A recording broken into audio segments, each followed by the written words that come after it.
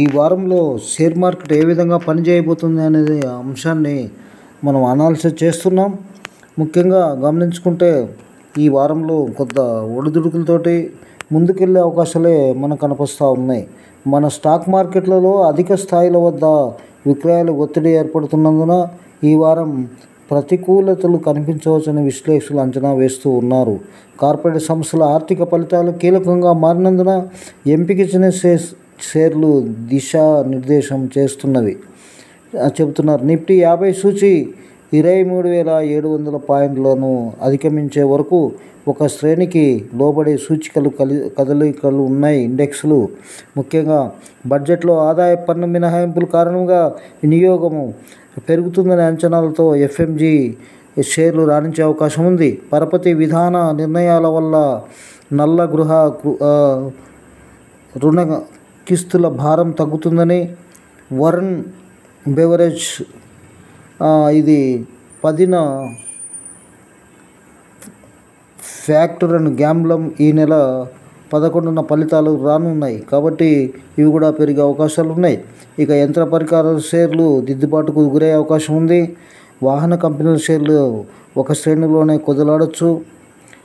బస్తాకు 5-6 మేర ధర పెంపు నిర్ణయం సిమెంట్ షేర్లపై స్వల్పకాలంలో ప్రభావం చూపొచ్చు. చమురు మార్కెట్ కంపెనీల స్వల్పకాలంలో ప్రతికూలంగా చెల్లించవచ్చు. అంతర్జాతీయంగా చమురు ధరలు పెరిగేందుకు అవకాశం ఉండటం రూపాయి క్షీణత ఇందుకు కారణాలు. ఇక లోహరంగ షేర్లు ఒక శ్రేణికి లోబడి ట్రేడ్ అవ్వచ్చు. ఇక ఔషధ షేర్లలో రికవరీ కొనసాగవచ్చు. బలమైన ఫలితాల వల్ల సెంటిమెంట్ రాణించే వీలుంది.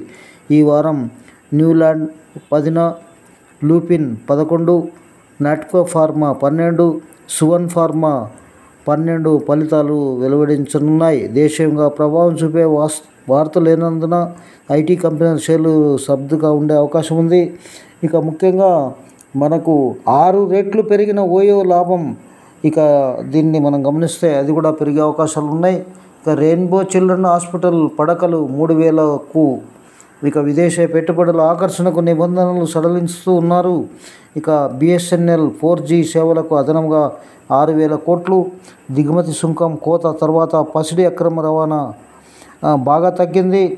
సిబిఐఎస్ చైర్మన్ సంజయ్ కుమార్ గారు చెప్తున్నారు. మేటాలో 3,000 మంది ఉద్యోగుల తొలగింపు.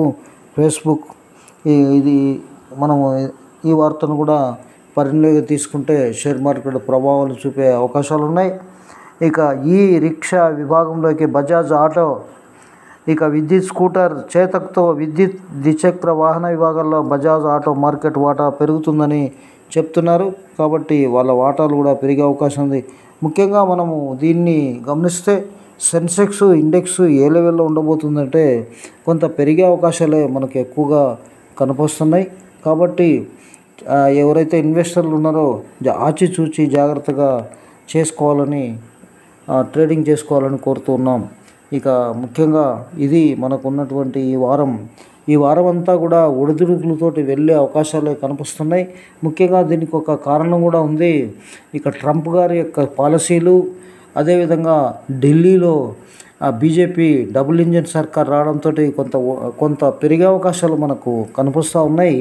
మార్కెట్ అయినప్పటికీ అప్రమత్తంగా ఉండాలని, ఏ సెంటిమెంటు, ద్రవ్యోల్బణము, రిజల్ట్స్ ఈ యొక్క దీన్ని కూడా ప్రభావాలు ఫ్యాక్టర్లు చూపుతాయి. కాబట్టి అప్రమత్తంగా ఉండాలని కోరుకుంటూ ఈ యొక్క అందరికి కూడా నమస్తే. Thank you. Please subscribe my channel. Thank you very much.